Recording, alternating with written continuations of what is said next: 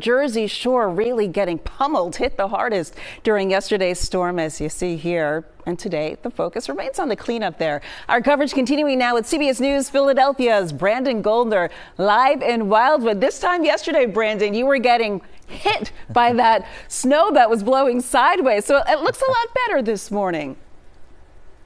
It definitely does, Janelle, a lot better, though it's still very freezing out here and still getting a little bit of some of that wind coming through here. And you can see some of the freezing temperatures both with the snow that's left over here. And yesterday it was a lot soft. You really push and really squeeze it. And now it's just like all packed in, really tough to even try to get through it, and just incredibly tough and incredibly dangerous, especially if you're coming out here. And you can see right here with the sidewalks right now, they are covered in snow still. But the good news, though, is that we do have a lot of the roadways themselves. The roadways are clear, and they did a great job, the plow trucks out here, when it came to clearing a lot of these roadways. But even still, one thing we have found is many of these puddles that have been left behind, especially the ones where we had the snow yesterday and they had a little bit of that slushiness.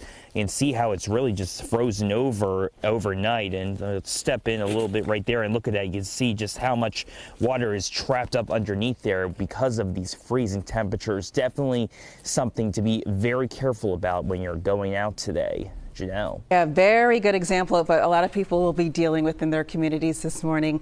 Brandon, thank you, our snow correspondent. Appreciate you as always. 6:04 now. Cleanup also underway in Atlantic City, where they got more than a foot of snow yesterday.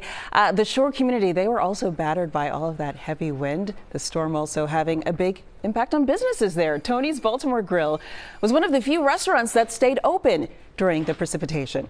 There was a lot of places closed. All our normal places that we eat lunch were closed. So we had to make a couple calls, come down and get some roast beef. The firehouses use us, the police, any EMS. They know we're open so they can get food. Got to get those roast beef sandwiches, right? Take a look at this, 10 inches of water. This was on Massachusetts Avenue, also in Atlantic City, where flooding was a big concern. But the good news, officials say that flood water did not make it into the homes in that neighborhood.